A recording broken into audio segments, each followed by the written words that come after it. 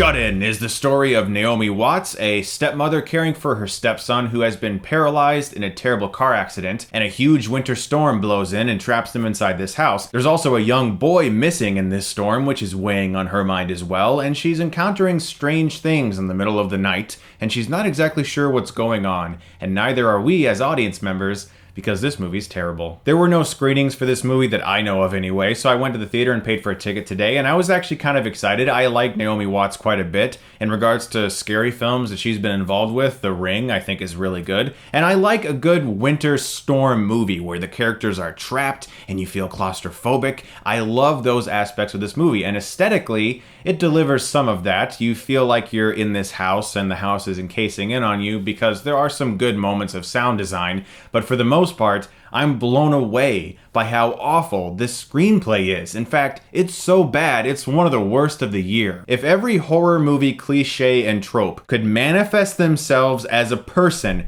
grow hands and fingers, and then start to type, they wrote this. Let's see, where do I even start? A raccoon jumps out and scares the shit out of Naomi Watts, and there's a loud jump scare. Virtually every scare that occurs in this movie is a false scare, something that's supposed to be scary that ends up being just a dream. Or a man that's kind of interested in Naomi Watts and maybe is flirtatious with her a little bit shows up and goes, "Hey, I'm here!"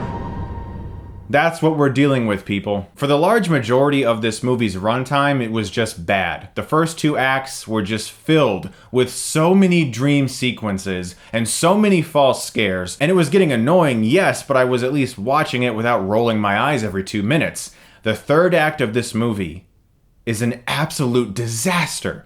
Everything that occurs in the last 20 minutes of this movie makes everything else that happened before it make 0 sense. Oliver Platt is in this film, and he basically exists to be that character that Naomi Watts Skypes from time to time to ask him for advice. Because we all love Skype scenes. A Skype scene can work in a movie. I've seen it work. The Visit, Shyamalan's last movie, had a few good Skype scenes because the dialogue was okay. In this movie, it's basically Naomi Watts going, I'm not sleeping too well. Oliver Platt's like, oh, well, you've been through a lot of trauma.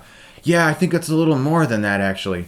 Well, what do you mean? I think there might be some ghosts in my house. Oh, come on, ghosts don't exist, you know that. Yeah, well, I'm pretty sure there might be something going on. Ha ha ha, you're just being silly. It's that times 10. Over and over again, the same scenes with her and Oliver Platt going back and forth on Skype. It's horrible. It's also one of those scary movies where every character makes the dumbest decision they could in the moment. You're constantly looking at people who are splitting up and you're like, why are you leaving that person there?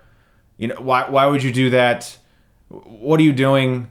My God. The direction of the movie is acceptable. There's nothing really much to it. There's one great shot near the end where a silhouette is cast over a staircase. It's an aerial shot. I was like, wow, that's a great shot. It's the kind of shot that would end up on the One Perfect Shot Twitter. This director comes primarily from TV. He directed a few episodes of Daredevil. He's perfectly fine at what he's doing, but the direction of this movie comes off as just acceptable. But what can you really do with a screenplay this contrived and this awful? Speaking of what can you do with a terrible screenplay, poor Naomi Watts is stranded in the storm of this movie. She is trying. This is a movie about a paralyzed boy who is in a car accident. He's stuck in a chair. A storm has encased these characters in this movie. They can't leave. He can't move. That's how I felt during this entire film in this theater. I'm gonna give Shut-In an F.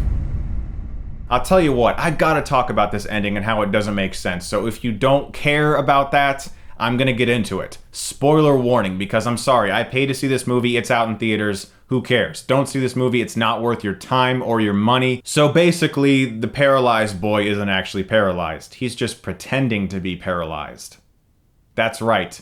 He wanted his stepmom's affection so bad. And when this young boy, played by Jacob Tremblay from Room, really good movie by the way, goes missing, and Naomi Watts starts to worry about him, he gets jealous. So when Jacob Tremblay shows up at Naomi Watts' house, she tries to take care of him for one night.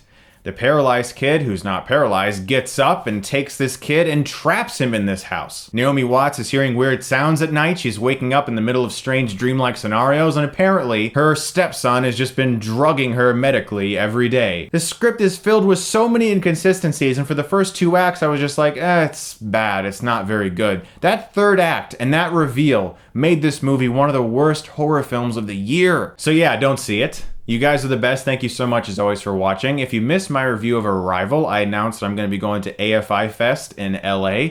I randomly decided to jump on a plane this Sunday and go check it out. I'm going to try to see a lot of movies and get early reviews for you guys. I'm going to do my best to do that. Thank you so much as always for watching. And if you like this, you can click right here and get Stuckmanized.